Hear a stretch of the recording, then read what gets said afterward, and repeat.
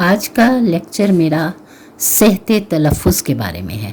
یعنی تلفظ کا مطلب ہے کہ ہم جو لفظ اپنے منہ سے ادا کرتے ہیں تو اس کا کہنے کا بولنے کا کیا انداز ہونا چاہیے، اور اس کی صحت کا مطلب یہ ہے کہ ہم صحیح تلفظ سے وہ لفظ بولیں. صحیح زبان بولنے اور لکھنے کے لیے الفاظ کی صحیح آوازوں سے واقف ہونا ضروری ہے. کسی لفظ کی صحیح آواز واضح کرنے کے لیے اس کے اوپر ہم زبر، اس کے نیچے زیر یا اس کے اوپر پیش وغیرہ لگاتے ہیں، جن کو ہم اعراب کہتے ہیں. یعنی اعراب جو ہیں وہ ہمیں بتا دیتے ہیں کہ ہمیں اس لفظ کو کیسے پڑھنا ہے یا کس تلفظ کے ساتھ پڑھنا ہے. اعراب کی وضاحت. زبر کی نشانی حرف کے اوپر آتی ہے اس صورت میں. زیر کی نشانی حرف کے نیچے آتی ہے اور پیش کی نشانی حرف کے اوپر آتی ہے. حروف پر نشانیاں حروف کو متحرک کرتی ہیں. اب جس حرف کے اوپر زبر ہوگی یا جس حرف کے نیچے زیر ہوگی یا جس کے اوپر پیش ہوگی تو اس کا مطلب ہے وہ حرف متحرک ہے، یعنی اس میں حرکت پیدا ہوئی ہے. مثلا قلم. اب قلم دیکھیں، قاف کے اوپر زبر، لام کے اوپر زبر اور میم کے اوپر جزم، جو کہ جزم کا مطلب ساکن، یعنی میم ساکن ہے، قاف اور لام متحرک ہیں.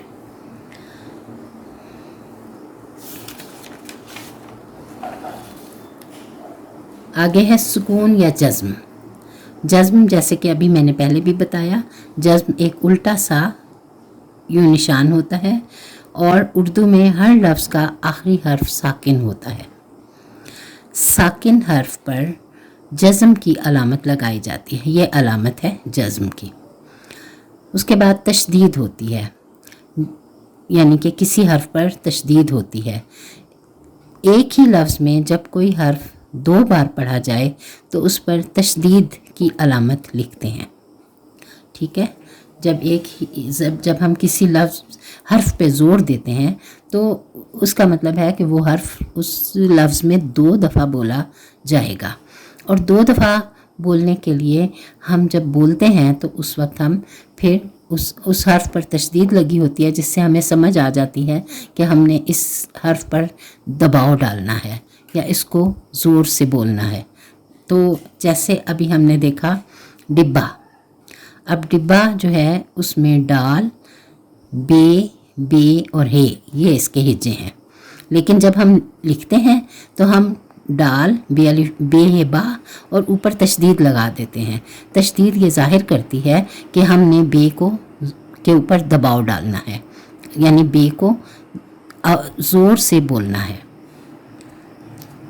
اس لفظ میں بے حرف مشدد ہے. اب جس حرف کے اوپر تشدید کی علامت آ جائے تو اس کو ہم کہتے ہیں یہ حرف مشدد ہے.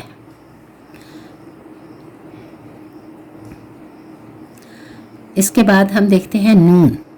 نون کی 2 حالتیں ہیں. بعض لفظوں میں اس کی پوری آواز نکلتی ہے، مثلا انسان، پان، کسان. اب دیکھیں آخر میں نون آیا تینوں لفظوں میں اور نون کی ہم نے پوری آواز نکالی. لیکن بعض لفظوں میں نون تو ہوتا ہے لیکن ہم اس کی پوری آواز نہیں نکالتے. ایسے حرف کو ہم کہتے ہیں نون غنہ. اور وہ کیسے؟ ماں میں آخر میں نون ہے لیکن اس نقطے کے بغیر ہے. دھواں میں نون ہے لیکن نقطے کے بغیر. کنواں میں نقطے کے بغیر نون ہے. ان ایسے حرف نون کو جس میں نقطہ نہیں ہوتا اس کو ہم نون غنہ کہتے ہیں. نون غنہ جب کسی لفظ کے آخر میں آئے تو اس میں نقطہ نہیں دیتے، جیسے کہ ابھی آپ نے ماں، دھواں جس میں دیکھا. لیکن جب یہ لفظ اندر آئے، نون غنہ جب کسی لفظ کے اندر آئے تو اس میں نقطہ دے کر اس پر باریک سا نون نقطے کے بغیر لکھ دیتے ہیں. جیسے سانپ. चांद, मांद। अब देखें सांप में नून की आवाज़ आ रही है लेकिन थोड़ी सी आ रही है, चांद में नून की आवाज़ आ रही है, थोड़ी सी आ रही है, इसी तरह मांद में भी।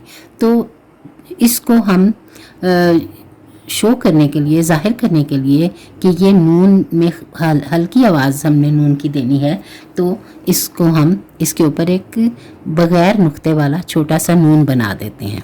ये देखें, नून, सांप के ऊपर छोटा सा नून नुक्ते के बगैर, चांद के ऊपर छोटा सा नून नुक्ते के बगैर, मांद के ऊपर छोटा सा नून नुक्ते के बगैर। जब ये लगा हुआ हम देखते हैं तो हमें समझ आ जाती है कि हमने इसको नून को हल्का पढ़ना है, ज़ोर पूरा मुकम्मल नहीं पढ़ना। सांप, चांद, मांद। उसके बाद एक और अलामत होती है मद। ये अलामत सिर्फ अलिफ पर लगाई जाती है। ये जिस अलिफ पर मद होगी उसे अल्फ़े ममदूदा कहते हैं और उसे हम लंबा करके पढ़ते हैं, जैसे अलिफ मद आ, ठीक है, अलिफ मद आ, ये अलामत हमेशा अलिफ पर होती है, उसको लंबा करके पढ़ते हैं। आगे है खड़ी ज़बर। ये अलामत होती है लेकिन ये अरबी ज़बान में इस्तेमाल होती है, लेकिन चूँकि हम उर्दू में भी ऐसे बाज़ अल्फाज अरबी के शामिल होते हैं तो हमें फिर वहाँ पे ये खड़ा ज़बर लगाना पड़ता है। जैसे ईसा, हज़रत ईसा अलैहिस्सलाम का जब हम नाम लिखते हैं तो ईसा लिखकर ऊपर खड़ा ज़बर लगा देते हैं। हज़रत मूसा अलैहिस्सलाम का जब नाम लिखते हैं तो खड़ा ज़बर लगा देते हैं, तो उसको हम फिर मूसा पढ़ सकते हैं। उसके बाद है तनवीन। ये अलामत 2 ज़बर वाली होती है, इसको हम तनवीन कहते हैं। तनवीन अगर किसी हर्फ पर के ऊपर आए, तनवीन अगर किसी हर्फ के ऊपर आए या हर्फ के नीचे आए, यानी 2 ज़बर भी आ सकते हैं, 2 ज़ेरें भी आ सकती हैं, तो वो हर्फ तनवीन कहलाता है। इस हर्फ को हम यूँ पढ़ते हैं गोया कि हम इस हर्फ को इस हरकत के साथ नून साकिन के साथ मिला रहे हैं। मसलन उसमें नून की आवाज़ आती है, नून साकिन। जैसे साकिन का मतलब, जैसे अभी मैंने पीछे आपको बताया है कि उर्दू ज़बान में जो आखिरी हर्फ होता है वो साकिन होता है, तो यहाँ पे हम नून की आवाज़ निकालते हैं जैसे नून साकिन की आवाज़ हो।